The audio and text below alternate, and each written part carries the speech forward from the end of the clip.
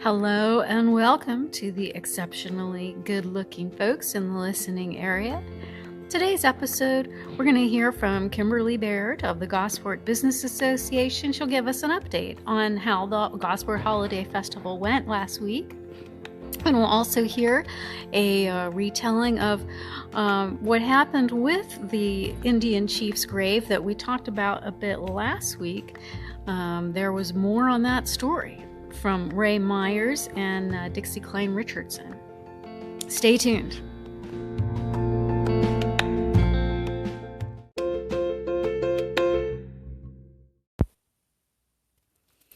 We're here today with Kimberly Baird of the Gosport Business Association, and she just wanted to give us a follow-up on how the holiday festival went.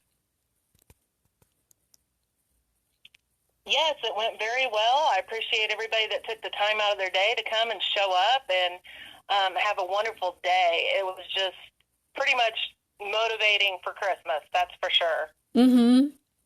And how was the attendance, like compared to last year? Last year, the attendance this year was a little bit better than last year. We did start off with the parade, so immediately Santa got bombarded with all the kids. And, the WRE cookie walk, everybody went in there and like, oh my gosh, cookies! And then they sold out within like a couple of hours. Really? Like, wow, now what do we do? Wow. Yeah, that was pretty amazing. That was like record time, I think. So having Santa in the same shop as the cookies, yeah, we'll do that again next year. Really. And then how did the fundraising do? The pie auction did really well. I want to say thank you to everybody that came and donated a pie. I don't want to mention a bunch of names and forget somebody by accident. But, we wound up raising about $1,344. Wow. And that goes towards the foundation part of the playground and the installation and, the drainage and all that kind of stuff that we have to still get and take care of over the next couple of months. That's great. Yeah, that was pretty amazing. That's a dog. Sorry about that. That's so much to take in for pie. I'm shocked. Oh, yeah. Wow. Yeah. That's great. And then how about any of the other fundraising? Did you hear anything about that? Well, the GB Day, we always fundraise with our snowball drop. So the tickets are $20 a piece. You're guaranteed at least a $20 value prize. And yes, we did make enough money to pay our insurance for the year and hopefully to get some more things going on later this season. So great. Awesome. Cool. All right. We provided the garland that's in town, the lighting, all that stuff takes money, and it also takes volunteers. Yeah. So if anybody wants to join the GBA, you don't have to have a business. You don't have to run a business. You don't even have to be in business. You just have to be willing to put forth a little bit of an effort. We're not going to try to kill you on your first day or anything. So okay. always love to have some volunteers. Okay, so if people are interested, who should they contact? They can contact me, use my email address, or they can stop in at the Crazy Lady Next Door store or Mike's, the Pingen Cycle Shop. Okay, those are easy ways to get a hold of people. That would be great. You could always use volunteers to help watering flowers and putting up garland and throughout the year, those kind of things, huh? Absolutely. All right. Well, thank you so much, Kimberly. Thank you for all your work towards this festival. And it was a lot of fun. And I think that everyone enjoyed it and had a good time. Any last thoughts that you wanted to share with folks? Oh, I definitely want to put a shout out there to our DJ who keeps everybody motivated and putting out the Christmas carols. Want to definitely shout out to Craig and Margot Brighton for bringing the live nativity to us in town. That was the first time that I know of that we've had a live nativity in quite some time. And thanks for the help of Craig Brighton and some of the people at Lifeway Baptist Church. I thought it was pretty amazing. We had live animals. If you didn't get to check it out, we Cool. had a donkey, a sheep, or a couple of sheep, a couple of goats, Wow, So that's cool. that always perks up kids' ears. So yeah. It's pretty amazing. Great. Well, thank you to those folks, too. Thanks, Kimberly, and hope to talk to you again soon. Okay, thank you. Bye-bye. Bye.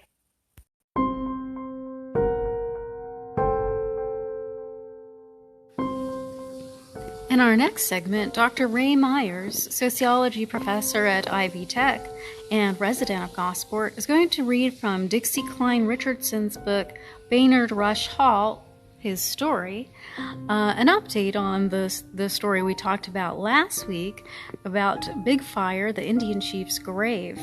In this story, the grave was robbed.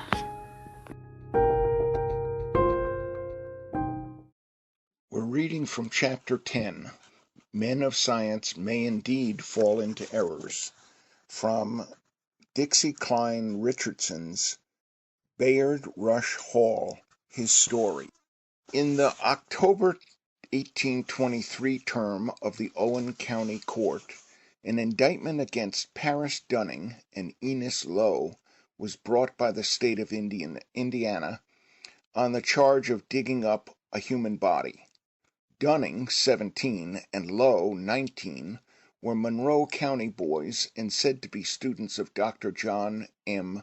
Jenkins. The body was that of an Indian, Big Fire, always referred to as a chief in local lore. He has been described as a Delaware, a Miami, or a Shawnee. This event likely played out in the summer of 1823.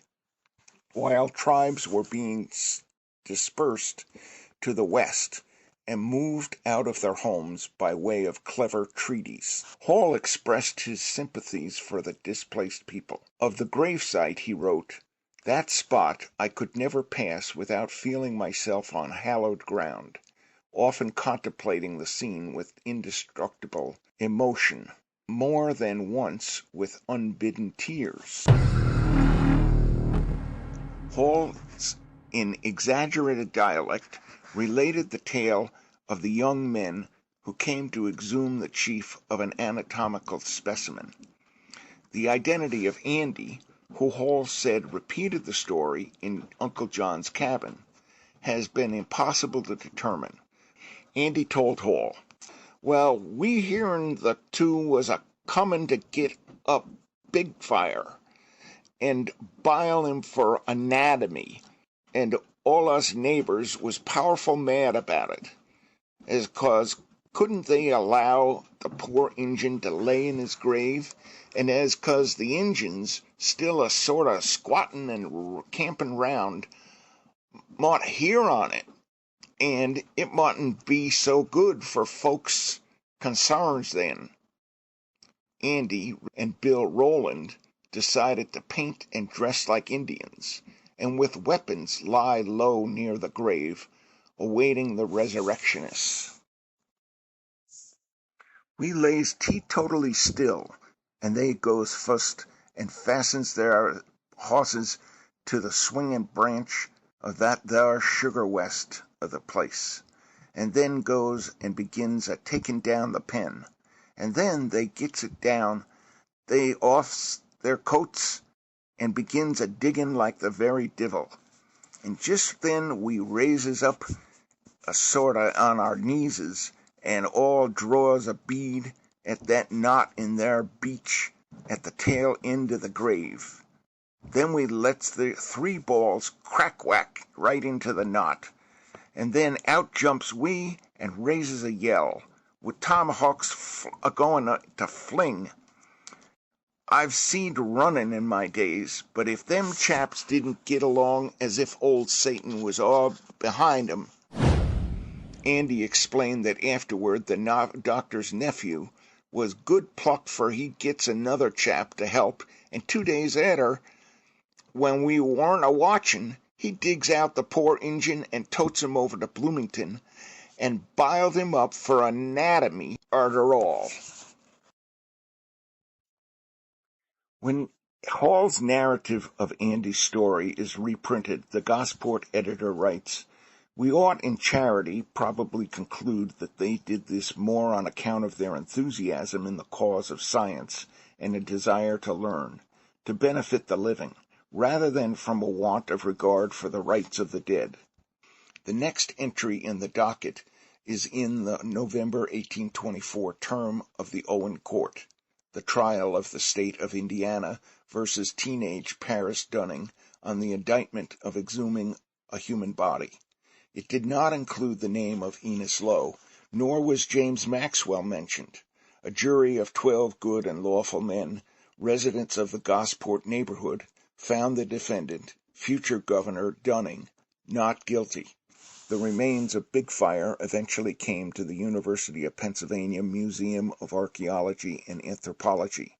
The Miami tribe of Oklahoma, with support of the Peoria tribe of Oklahoma, requested and was granted repatriation of the skull.